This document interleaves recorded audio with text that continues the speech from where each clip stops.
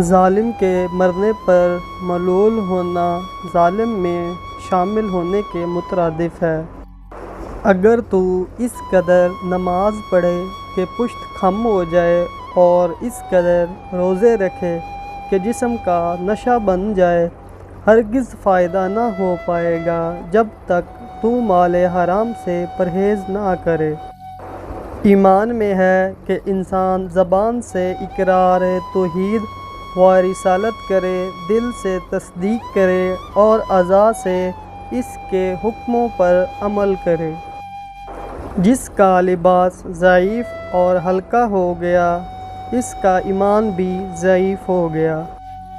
فقیر یا قرابت دار کو صدقہ دے کر نہ جتاؤ، بلکہ قبول کرنے پر اس کے احسان مند رہو، کیونکہ اس نے تمہارے لیے ذخیرہ آخرت جمع کیا۔ امیروں اور بادشاہوں سے میل جول نہ رکھو جو دین سے نفور اور شریعت سے دور ہوں۔ بھوک سے پہلے کھانا مکروہ ہے۔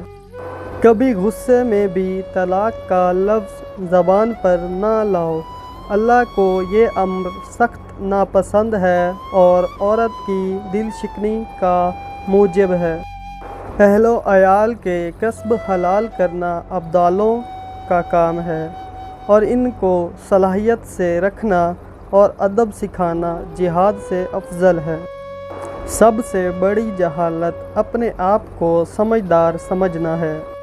عورت میں ایک کمزوری ہے جس کا علاج تحمل ہے۔ اسے رنج نہیں دینا چاہیے بلکہ اس کا رنج سہنا چاہیے۔